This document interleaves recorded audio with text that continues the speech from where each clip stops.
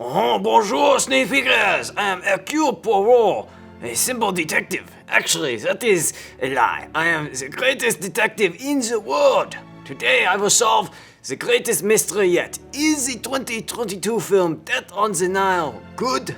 This will be my most difficult case yet, dare I say. I cannot uncover the truth alone. Hello, Poirot. Bonjour. Death on the Nile, based on the famous Agatha Christie novel, follows a wedding party on a boat sailing through Egypt. The party is disrupted by a murder, and it's up to famed detective Hercule Poirot to solve it. With Death on the Nile, the real question is, was the prior film, Murder on the Orient Express, a one-time hit, or is this a viable series? Ah, yes. Those are the basic facts of the case. But the devil is always in the details. So, should we have some tea and go over his findings? I'll follow your lead, detective. Someone is dead. The crime is murder. So, the solution to any good mystery always lies in the individuals involved. The film's cast is, on paper, not as strong as the star-studded Murder on the Orient Express, which was a surprise breakout hit in 2017. However, I will say the cast gets much more to do here. It goes without saying, though, that certain cast members are now seen in much different lights than they were pre-pandemic. To a certain extent, though, that works in the film's favor, never making us really trust anyone but Poirot, our beacon throughout the investigation. Death on the Nile abandons Murder on the Orient Express's intricate crime for something that's not unsurprising, but still is much more based in passion than logic. That's not to say that Death on the Nile isn't full of twists and turns, though. Agatha Christie isn't the most acclaimed murder mystery writer without reason. Her ability to merge motive and character development to set up clues and payoffs is without parallel. While it's unfortunate that the screenplay doesn't take a lot of risks, that does allow for Christie's story to be adapted accurately. One element in particular that could have been changed in the adaptation is the pacing.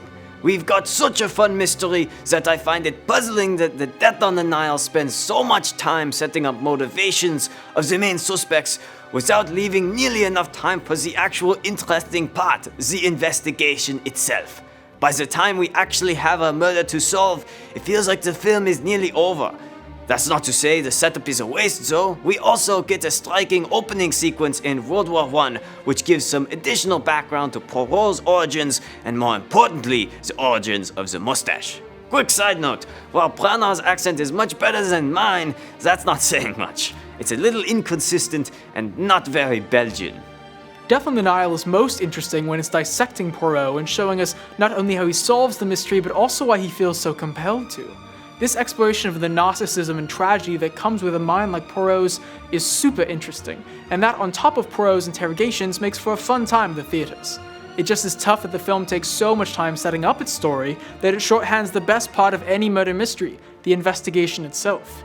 On a technical level, I appreciate that Branagh wanted to shoot this film in visually interesting ways, but sometimes some of the shots were just too far extravagant and distract from the actual action of the scene.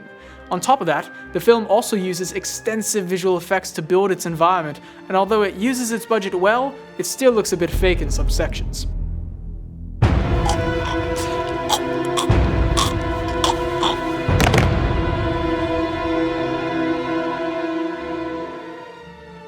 I will say that seeing a star-studded, moderate-budget, adult-oriented film garner the audience that it has is great.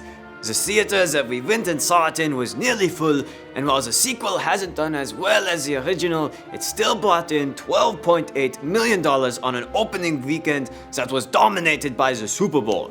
I think we must have enough evidence by now to make a decision, so let us consult my... Oh my god, my friend! No!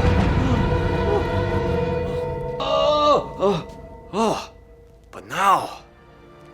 Oh, I have all the clues! This film is neither good nor bad, so I'll give it 3 out of 5 stars. If you're going to go watch this film, maybe read the book, take a friend, or perhaps you'd enjoy drinking enough champagne to fill the Nile.